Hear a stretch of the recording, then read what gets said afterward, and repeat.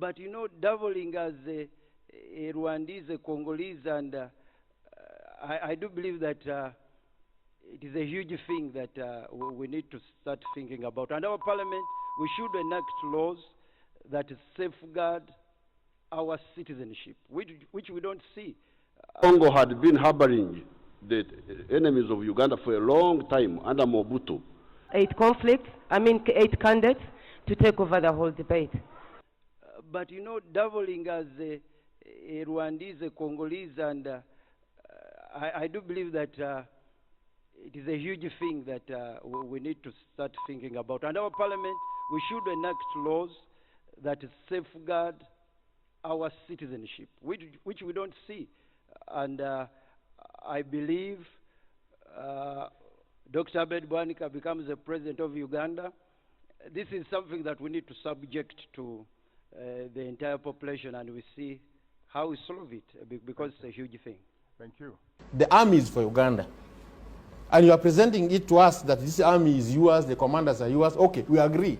Because of the nepotism in the army, those who have been promoted are largely Balalo people or Banyankole. First of all, who are these Balalo? Are they Ugandans? Most of these Balalo who have come and have moved to the north are not Ugandans. Some of them are from Tanzania. We talk to them. Some of them are from Congo. Others are from Rwanda. Those who came from Tanzania were expelled by the government of the Republic of Tanzania. It's on record. We talk to them. I also want to bring it and make it a point here. Does that suggest they are not Tanzanian? How could the government of Tanzania expel? They are not Tanzanians. They are not Ugandans? They are not Ugandans. Who are they? This is a question we must establish. Either they are Rwandese or Congolese. We need the Congolese government to speak about them. Because the Tanzanians have spoken. In Uganda we are speaking now. But the issue is here. These Balalo have come to occupy land and displace people. There is a program, a deliberate program to make them settle. They are aided by power. Because you hear from them.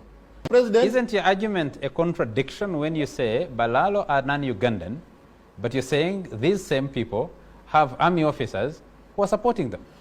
Kagame is not a Ugandan, but he was an army officer here. So they were calling Kagame? No, I'm giving you an example. Yeah, I'm asking. There are still some non-Ugandans who are in the army of Uganda.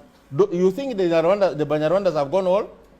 Some of them who were here with the Rejema, with the Kagame, with the who, they have remained in the army. And these are the ones who are called. And they speak in favor of this Balalo here.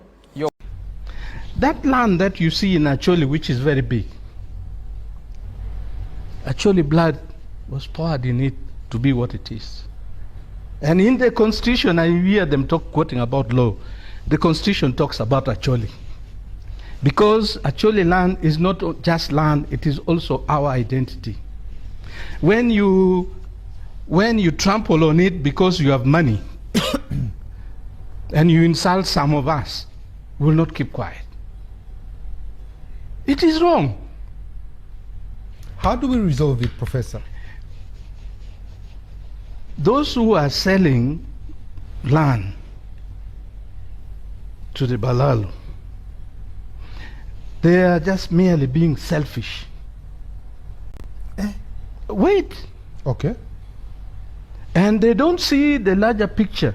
Let me ask you, because of the context of the Balalo, why were they not buying land in the 60s in Acholi? Why?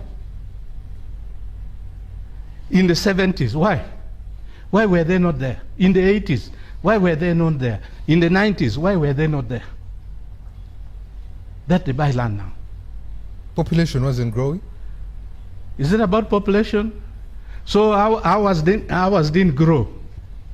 You see, this thing is more fundamental than about ours. When you say ours, what do you mean? Who is we us? actually. So it's a tribal issue. No, I'm an Acholi. You cannot take that away from me. So why shouldn't I? So you are saying that the Acholis who are selling, you, Latigo, should have authority to stop them from selling. No. Hey. Didn't I say I bought land? Okay. So why don't you want Malalos to buy? Oh. Why do I? Let me tell you today. We want to hear you. The entry of the Balalo in Acholi, the way they're entering, is insulting to many of us. Because you enter there because somebody can no longer cultivate his land. We see cattle, it reminds us of the animals that we lost, of the prosperity that we lost, of the pain that we went through. That matter has not been resolved. And every community you can talk of are there. But they are there by a simple process, a human process of assimilation, which is the same process that now you'll see people who many people assumed were Baganda beginning to talk about who they are in Buganda. Many people came to work. They became friends and relatives with the local Baganda, adapted their culture, adapted their names, acquired assets, and they became, by identity, virtually the Baganda. If the Balalo were going to Acholi and raising their animals with the rest of the Acholis and relating to them, that process of assimilation, I can tell you, nobody would point a finger. But what is happening is a very unfortunate thing, because you have a people in northern Uganda, in Acholi, who went through the war. After the war, actually the land crisis started.